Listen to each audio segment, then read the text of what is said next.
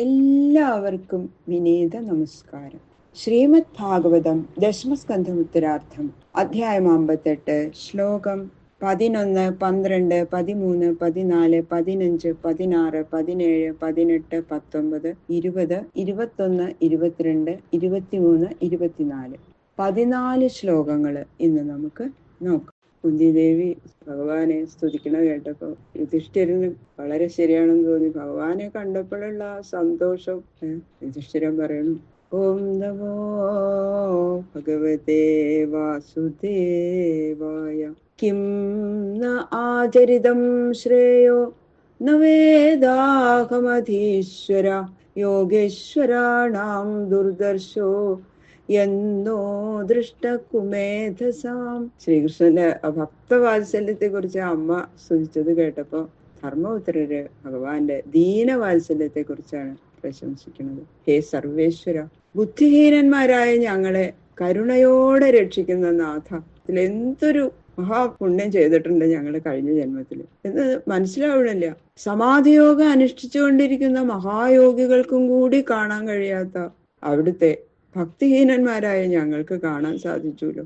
ദീനവാത്സല്യ നിമിത്തം ഞങ്ങളിൽ കരുണ ചെയ്തത് കൊണ്ട് ഞങ്ങൾക്ക് കാണാൻ സാധിച്ചു. അല്ലാതെ ഞങ്ങൾക്ക് നിന്തിരുവടിയെ കുറിച്ചുള്ള ഭക്തി നിമിത്തം കാണാൻ ഇടവന്നതല്ല. അവിടുത്തേക്ക് കരുണ തോന്നി. അത്രയ്ക്ക് ഭക്തി ഞങ്ങൾക്കില്ല എന്നാണ് യുധിഷ്ഠിരന്റെ അഭിപ്രായം.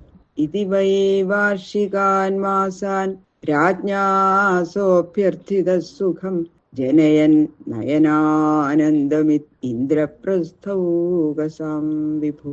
ഇങ്ങനെ ആദരത്തോടെ സ്തുതി നമസ്കാരാദികൾ ചെയ്ത ആ ധർമ്മപുത്രരുടെ പ്രാർത്ഥന അനുസരിച്ച് ഭഗവാൻ ശ്രീകൃഷ്ണൻ ഇന്ദ്രപ്രസ്ഥത്തിൽ വസിക്കുന്ന സകല ജനങ്ങളുടെയും കണ്ണുകൾക്ക് പരമാനന്ദം നൽകിക്കൊണ്ട് 4 മാസം അവിടെ താമസിച്ചു. ഭഗവാൻ പുറപ്പെടുമ്പോഴൊക്കെ പറയും, ഇപ്പൊ പോകണ്ട കൃഷ്ണ, കുറച്ചു ദിവസം കൂടി കഴിയട്ടെ. അങ്ങനെ ശരി. അർജുനൻ ഏറ്റവും നല്ല സുഹൃത്തല്ലേ, ഇവരെല്ലാവരും പാണ്ഡവന്മാരെ അത്രയും ഇഷ്ടമാണ്. അത് മാത്രമല്ല ബന്ധുക്കളുമാണ്. അങ്ങനെ 4 മാസം അവിടെ താമസിച്ചു, എല്ലാവരെയും സന്തോഷിപ്പിച്ചുകൊണ്ട്. ഏകദാരഥമാരുഹ്യ വിജയോ വാനരധ്വജം ഗാണ്ഡീവം ധനുരാധായ തൂണൗജ അക്ഷയസായകൗ സാകം കൃഷ്ണേന സന്നദ്ധോ വിഹർത്തും വിപിനം വനം ബഹുവ്യാളമൃഗാകീർണം പ്രാവിശൽ പരവീരഃ. ഇങ്ങനെ ഇരിക്കുമ്പോ കാണ്ഡവ ദഹനമൊക്കെ കഴിഞ്ഞ് ഒരു ദിവസം ശത്രുസംഘത്തിലെ വീരന്മാരെ നിഷ്പ്രയാസം നശിപ്പിക്കാൻ സമർത്ഥനായിരിക്കുന്ന അർജുനൻ ഹനുമാന്റെ പ്രതിമയുള്ള ആ കൊടിക്കൂറൊക്കെ കെട്ടി അർജുനന്റെ തേരില് ധ്വജമായിട്ടിരിക്കുന്നത് ഹനുമാനാണ്. അങ്ങനെ നന്നായിട്ട് അലങ്കരിച്ച തന്റെ തേരിൽ കയറി ഗാണ്ഡീവം എന്നു പേരായ വില്ലും എത്ര എടുത്താലും തീരാത്ത അമ്പുകളോടുകൂടിയ 2 ആവനാഴിയും എടുത്ത് മഹാദേവൻ കൊടുത്തിട്ടുണ്ടല്ലോ അർജുനന് അല്ലെ. അങ്ങനെ നായാട്ടിന് പോവാണ്. 2 പേരുണ്ട് കൂടെ. ആ നായാട്ടിന്റെ വേഷമൊക്കെ കെട്ടി വ്യാളം മുതലായിട്ടുള്ള മൃഗങ്ങള് നിറഞ്ഞിരിക്കുന്ന ഘോരമായ വനത്തിൽ പ്രവേശിച്ചു. അപ്പൊ ഭഗവാനോട് കൂടിയിട്ട് വേണം, കൃഷ്ണനുള്ള ഏറ്റവും നല്ല ഫ്രണ്ട്, കൃഷ്ണനോട് ചേർന്ന് നായാട്ട് ചെയ്ത് രസിക്കണം എന്നുള്ള ആഗ്രഹം കൊണ്ടാണ് ഭഗവാനെയും കൂടി ഒരുമിച്ച് കൂട്ടിയിട്ടുണ്ട്. ഈ വ്യാളം എന്നുള്ളത് പുലിയേക്കാൾ ഭയങ്കരമായിട്ടുള്ള ഒരു ജാതി കാട്ടുമൃഗമാണ്. അങ്ങനെയുള്ള മൃഗങ്ങളെ നിറഞ്ഞിരിക്കുന്ന ഒരു കാട്ടിലാണ് അവർ 2 ആളും കൂടി നായാട്ടിന് പോയത്. തത്രാവിത്യശ്ചരേർവ്യാഘ്രാൻ സൂകരാൻ മഹിഷാൻ രുരൂൻ ശരഭാൻ ഗവയാൻ ഖഡ്ഗാൻ ഹരിണാൻ ശശശല്ലകാൻ. ആ കാട്ടില് പ്രവേശിച്ച അർജുനൻ പുലികള് മുതലായിട്ടുള്ള അനേകം ദുഷ്ടമൃഗങ്ങളെയും ഭക്ഷണത്തിന് ഉപയോഗിക്കുന്ന മാന്, മുയല്, മുള്ളംപന്നി മുതലായ മൃഗങ്ങളെയും ആ ബാണങ്ങൾ കൊണ്ട് എയ്തു. ചിലതിനെയൊക്കെ കൊന്നു, വേറെ ചിലരെ പിടിച്ചു കൊണ്ടുപോയി. പരിശുദ്ധ മൃഗങ്ങളെ, അന്നൊക്കെ യാഗത്തിന് മൃഗബലി വേണം. അപ്പൊ അതിനു വേണ്ടിയിട്ട് മാൻ മുതലായിട്ടുള്ള മൃഗങ്ങളെയൊക്കെ കൊണ്ടുപോയി. താൻ നിന്യുക്കിങ്കരാരാജ്ഞേ മേധ്യാൻ പർവണ്യുപാഗതേ തൃട്പരീത പരിശ്രാന്തോ ബീഭസ്സു യമുനാമഗാൽ. ഇങ്ങനെ അർജുനൻ കുറെ മൃഗങ്ങളെ പിടിച്ചു, ചിലരെയൊക്കെ കൊന്നു. ബാക്കിയുള്ള മൃഗങ്ങളെ, ആ യാഗത്തിന് ഉപയോഗിക്കാൻ പരിശുദ്ധ മൃഗങ്ങൾ വേണം. അപ്പൊ അടുത്തൊരു യാഗം നടത്താനുണ്ട് യുധിഷ്ഠിരന്.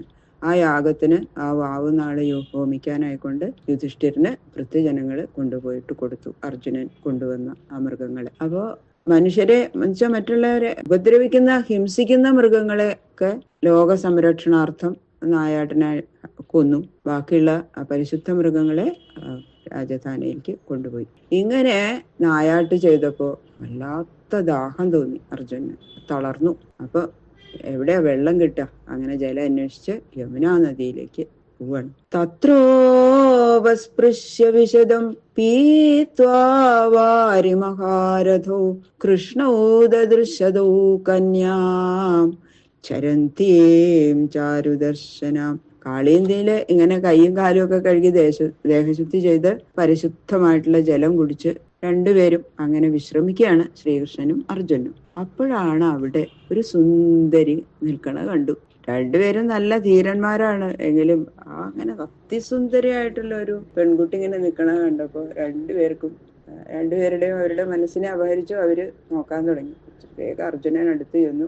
താമാസാദ്യവരാരോഹാം സുദ്വിജാം രുചിരാനനാം പപ്രച്ഛ പ്രേഷിത സഖ്യാ ഫാൽഗുന പ്രമദോത്തമാം. ശ്രീകൃഷ്ണൻ ഭഗവാൻ ചോദിച്ചു, അത് ആരാ നിൽക്കണെന്ന്, പോയിട്ട് അന്വേഷിച്ചു വാ എന്ന് പറഞ്ഞു അർജുനോട്. വേഗം അർജുനൻ അവളുടെ അടുത്ത് ചെന്നിട്ട് സർവാവയവ സുന്ദരിയായ ആ സ്ത്രീരത്നത്തോട് ഇങ്ങനെ ചോദിച്ചു. കാത്വം കസ്യാസി ശുശ്രോണി കുതോസി കിം ജിഗീർഷസി മന്യേ ത്വാം പതിമിച്ഛന്തി സർവം കഥയ ശോഭനെ. ഹേ സുന്ദരി, നീ ദേവസ്ത്രീയാണോ? കണ്ടാൽ അങ്ങനെ അതിസുന്ദരിയാണ്, ദേവസ്ത്രീയാണെന്ന് തോന്നും. അപ്പൊ നീ മനുഷ്യ സ്ത്രീയാണോ ദേവസ്ത്രീയാണോ? ആരുടെ മകളാ? എവിടെന്നാ വന്നത്? ഇവിടെ എന്തിനാ വന്നത്? എന്താ ഉദ്ദേശം? കണ്ടാൽ നീ കന്യകയാണ്, വിവാഹം കഴിഞ്ഞിട്ടില്ല എന്ന് തോന്നുന്നുണ്ട്, വരനെ അന്വേഷിച്ചുകൊണ്ടിരിക്കുകയാണെന്ന് അല്ലെ? നിന്റെ എല്ലാ പരമാർത്ഥവും ഒന്ന് പറയോ എന്നോട് എന്ന് ചോദിച്ചു. അപ്പൊ കാളിന്തി മറുപടി പറഞ്ഞു, അഹം ദേവസ്യ സവിതു ദുഹിതാ പതിമിച്ഛതി വിഷ്ണും വരേണ്യം വരദം തപ പരമമാസ്ഥിത. കാളിന്തി പറഞ്ഞു, ഞാൻ സൂര്യന്റെ പുത്രിയാണ്. പുരുഷോത്തമനും ഭക്താഭീഷ്ടവരപ്രദനുമായ മഹാവിഷ്ണുവിന് ഭർത്താവായിട്ട് ലഭിക്കണമെന്നാണ് എൻ്റെ ആഗ്രഹം. അതുകൊണ്ട് ഉത്കൃഷ്ടമായ തപസ് ചെയ്യാൻ വേണ്ടിയിട്ടാണ് ഞാനിവിടെ വന്നത്. ഞാൻ മനുഷ്യ സ്ത്രീ അല്ല എന്ന് പറഞ്ഞു. നാന്യം പതിം വൃണേ വീര തം ഹൃദേ ശ്രീനികേതനം തുഷ്യതാം മേ സ ഭഗവാൻ മുകുന്ദോ അനാഥ സംശ്രയ. ഹേ വീര, ശ്രീദേവിയുടെ നിവാസസ്ഥാനമായിരിക്കുന്ന ആ ഭഗവാനെ അല്ലാതെ അന്യപുരുഷനെ ഞാൻ ഭർത്താവായി സ്വീകരിക്കില്ല. അനാഥരക്ഷകനും അഖണ്ഡ ആനന്ദ സ്വരൂപമായ മോക്ഷത്തെ നൽകുന്നവനുമായ ആ പുരുഷോത്തമൻ എന്നിൽ പ്രസാദിക്കണം. അതാണ് എൻ്റെ ഇച്ഛ. അതിനായിട്ട് എന്നെ അനുഗ്രഹിക്കണേ എന്ന് അർജുനോട് പറയാം. ഈ കാളിന്തിക്ക് യമുനയ്ക്ക് രണ്ട് രൂപം അല്ലെ? സാക്ഷാൽ രൂപേണ ഭഗവാന്റെ ഭാര്യ, മറ്റേ രൂപത്തിൽ പറയുകയാണെങ്കിൽ സമുദ്രത്തിന്റെ ഭാര്യ. കാളീന്ദീതി സമാഖ്യാത വസാമി യമുനാ ജലേ നിർമ്മിതേ ഭവനേ പിത്ര യാവത് അച്യുത ദർശനം. അങ്ങനെ ജാതിയും അച്ഛന്റെ പേരൊക്കെ പറഞ്ഞിട്ട് പിന്നെ ഇതാ പേര് പറയണു. എന്റെ പേര് കാളീന്തി എന്നാണ്. യമുനാ ജലത്തില് എന്റെ പിതാവായ സൂര്യദേവൻ നിർമ്മിച്ചു തന്ന ഭവനത്തില് വസിക്കണം. ഭഗവാന്റെ ദർശനം സിദ്ധിക്കുന്നവരെ ഞാൻ അവിടെ വസിക്കും, തപസ് ചെയ്തുകൊണ്ട് തന്നെ. അപ്പൊ അത് അർജുനൻ വേഗം ചെന്നിട്ട് ഇതാ ഭഗവാനോട് പറയാണ്, തഥാവതൽ ഗുഡാകേശോ വാസുദേവായ സോപിതാം രഥമാരോപ്യ തദ്വിദ്വാൻ ധർമ്മരാജം ഉപാഗമൽ.